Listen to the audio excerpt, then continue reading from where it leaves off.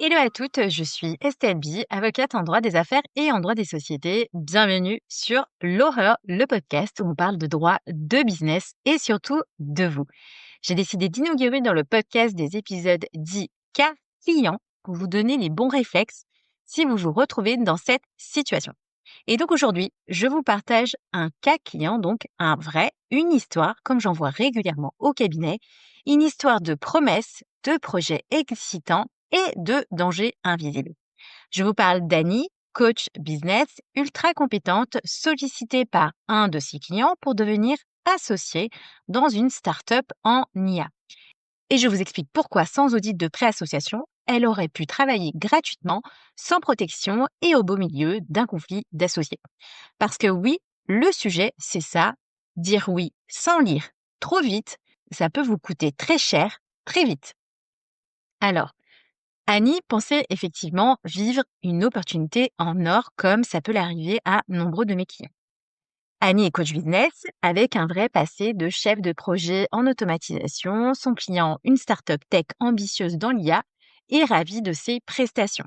Il lui propose donc de passer de l'autre côté, c'est-à-dire devenir associé, rejoindre l'aventure. Sur le papier, c'est tentant, pas d'apport financier demandé, un engagement à hauteur d'une journée par semaine au début, un rôle bien identifié en interne. Et puis, Annie en a marre de la prospection, marre de chercher des clients, parce qu'on le sait tous, le développement de clientèle, ça peut être ultra fatigant. Elle voit donc cette offre comme un tremplin, une respiration, peut-être aussi une nouvelle étape dans sa carrière pro. Elle se dit, pourquoi pas, elle pense aussi que c'est un signe, et pour le coup, elle agit. Elle m'appelle donc pour l'aider à déterminer si c'est une proposition qu'il faut accepter ou non, parce que c'est aussi effectivement quelque chose que je fais de mon côté.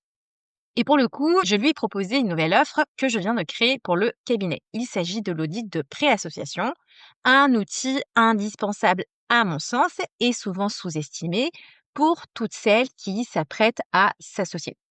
L'idée, c'est de vous aider à déterminer plusieurs choses. Vous aider à formuler ce que vous souhaitez à court, moyen et long terme, parce que s'associer, ce n'est jamais anodin et ça a des incidences sur votre situation personnelle et professionnelle.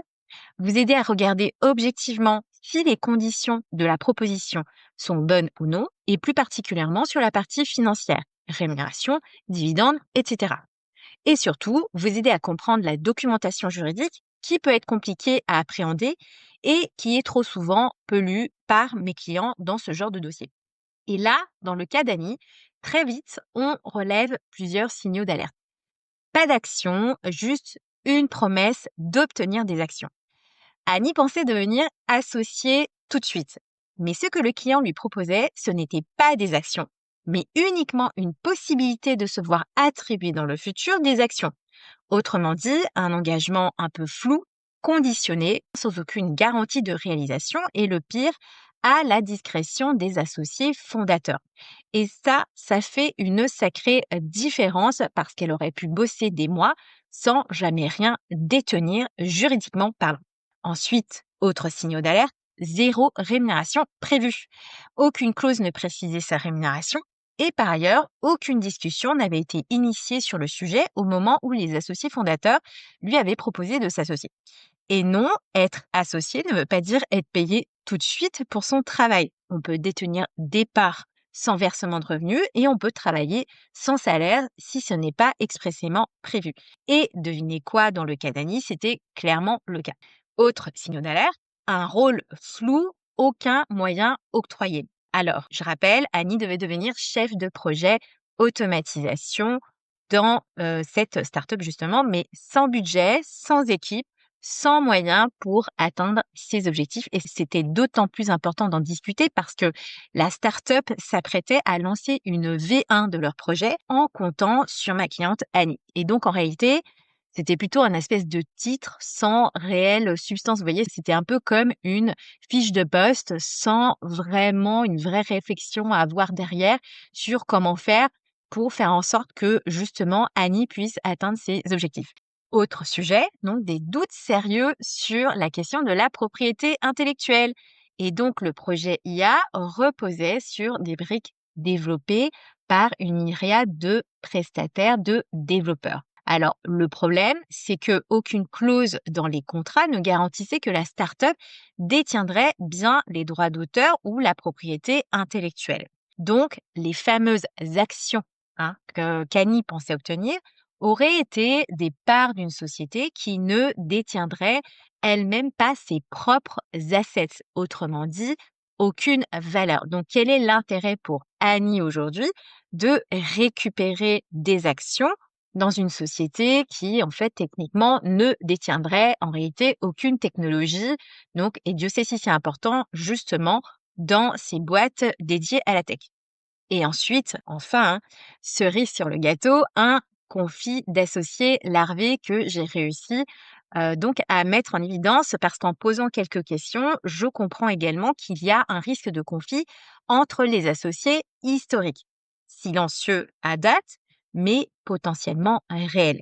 Et que donc Annie allait être parachutée au milieu de cette tension sans comprendre les enjeux de pouvoir qui se jouaient en coulisses.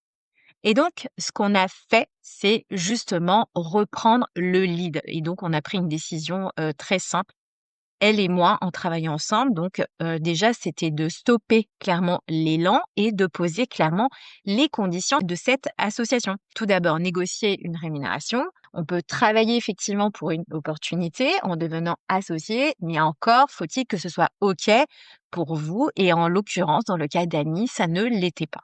Exiger aussi des moyens sur le nouveau poste proposé dans la startup. Donc, typiquement, budget, visibilité sur les KPI, définition précise donc de son rôle.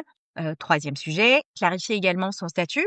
Pas de belles promesses d'attribution d'actions dans le futur, mais une réelle acquisition d'actions à date actée dans une documentation juridique solide. Et évidemment, demander un pacte d'associés structuré qui va donc venir régler la gouvernance, les droits et les obligations entre Annie et les autres associés. Et donc, le sujet ici, donc vous l'aurez compris, c'est que grâce à mon audit de pré-association, Annie a surtout repris le contrôle. Elle est passée de je me sens flattée qu'on me propose un rôle à je décide si ce rôle mérite mon engagement. Et donc, cet épisode, en conclusion, c'est pour vous dire une chose. Devenir associé, ce n'est pas juste un titre. Il faut réellement le voir comme un contrat. On vous propose une place autour de la table, donc c'est super, évidemment, mais surtout, demandez des précisions sur les règles du jeu avant de vous y asseoir. Parce que les actions qu'on vous promet ne sont peut-être que des promesses dans le vide, c'est-à-dire rien. Parce que votre rôle dans la boîte peut être flou, parce que le business aussi peut reposer sur du vent. Et surtout parce que, évidemment, vous valez mieux que tout ce que je viens de citer. Si vous êtes dans cette situation ou que vous sentez que ça vous pend au nez, je vous invite à me contacter pour un audit de pré-association. C'est un accompagnement court, ciblé et qui peut vous éviter des mois de travail gratuit, des années de litige ou encore la dévalorisation de votre propre expertise. Et si cet épisode vous a parlé, partagez-le à une amie entrepreneur. On connaît toute une Annie dans son entourage. J'espère que vous aurez aimé cet épisode cas client. On se dit à très vite dans l'Oher. Prenez soin de vous et surtout, protégez-vous avant qu'il ne soit trop tard.